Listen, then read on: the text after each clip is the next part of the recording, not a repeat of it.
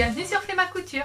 Je suis contente de vous retrouver sur cette nouvelle vidéo qui, j'espère, vous plaira car je vais vous proposer de réaliser un joli top en mode débardeur large pour cet été. Du coup, vous verrez, c'est un vêtement vraiment simple à faire. Faut juste bien suivre toutes les étapes explicatives de la partie réalisation patron et après le montage, c'est très simple. J'espère que du coup ce petit top il vous plaira. Moi je vous laisse découvrir comment le réaliser et je vous retrouve à la fin de la vidéo.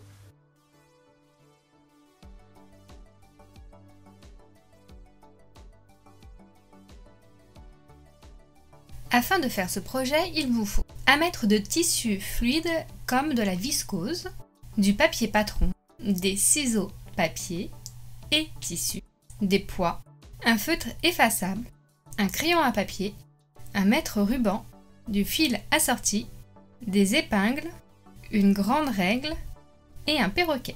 On commence par prendre ses mesures, le tour de poitrine, le tour de bassin et enfin la hauteur totale du vêtement que l'on souhaite. Une fois vos mesures prises, il faut ajouter du volume et de l'aisance.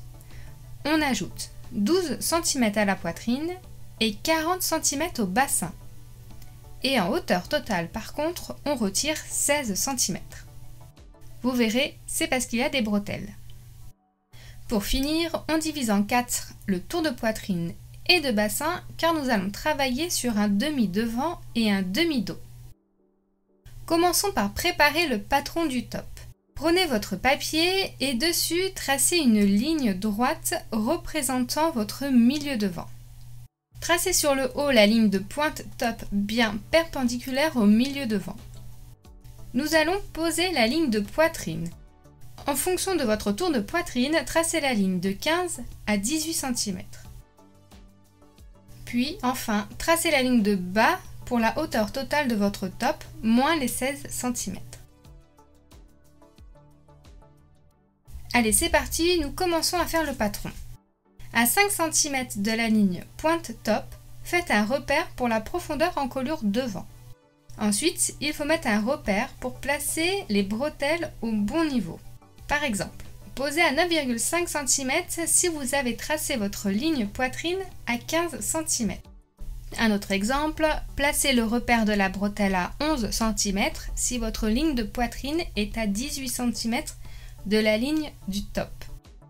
Dessinez l'encolure et pensez bien à être perpendiculaire sur le milieu de vent. Sur la ligne de poitrine, mettez un repère de 3/4 poitrine. Par exemple chez moi, c'est 25 cm. Puis montez le repère à 5 cm. À partir du repère bretelle, faites un autre repère à 1 cm, puis dessinez la ligne d'emmanchure. Vous pouvez fermer la petite bretelle en haut.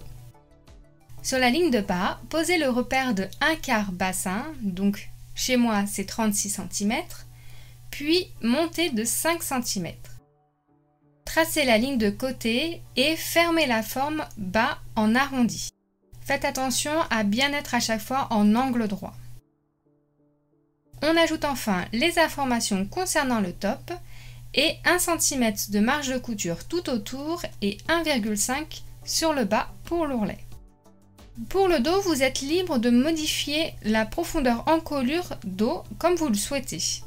Vous pouvez l'agrandir ou la réduire ou simplement copier votre devant et faire la même chose pour le dos. Personnellement, je vais faire mon encolure dos un peu plus profonde que celle de devant. Passons maintenant à la réalisation. Prenez votre tissu et pliez-le en deux sur une partie. Posez votre devant ou votre dos sur la pliure et coupez. Faites la même chose avec l'autre pièce. Si comme moi vous utilisez un tissu avec motif, faites bien attention au sens du motif si celui-ci en a un. Par exemple, si les fleurs regardent toutes vers le haut, pensez à bien mettre la tête des fleurs en haut du t-shirt et les tiges vers le bas.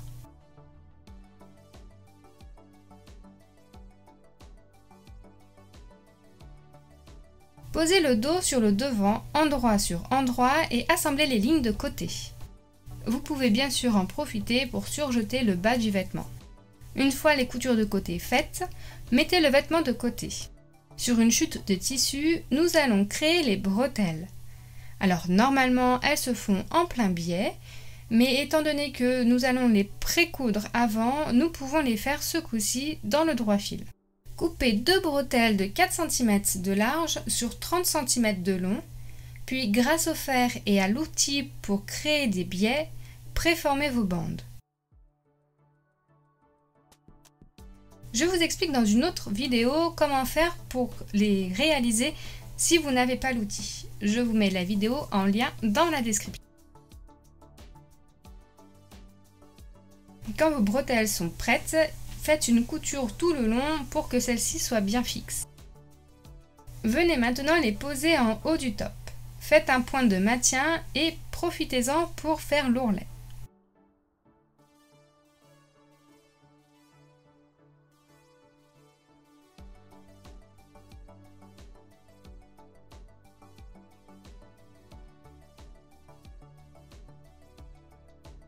Il va falloir maintenant finaliser le haut.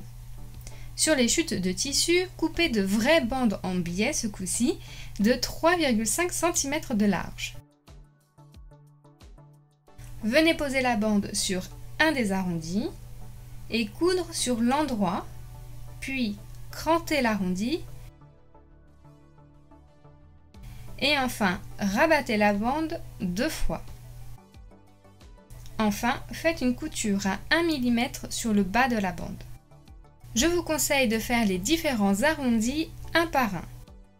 Une fois fait, rabattez la bretelle et faites un petit point de maintien.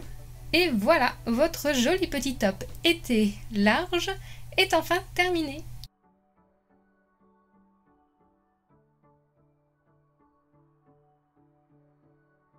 Donc voilà mon petit top. Donc comme je vous ai expliqué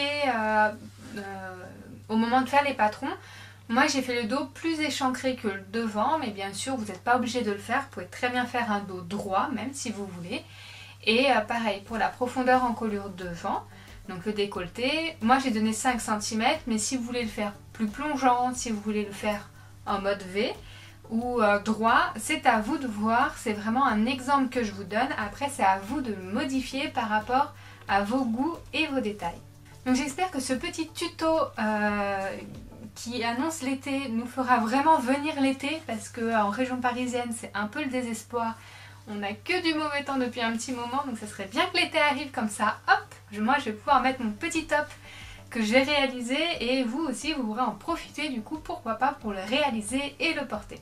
J'espère en tout cas que ce petit tuto il vous a plu, et si c'est le cas et que vous n'êtes pas encore abonné à ma chaîne, je vous invite à le faire en activant sur s'abonner et en activant la petite cloche, comme ça vous êtes au courant de mes prochaines vidéos. Et moi bien sûr, comme à chaque fois en attendant, je vous retrouve sur mes réseaux sociaux qui s'afficheront ici, et je vous dis à très vite sur Fleur ma Couture. Ciao!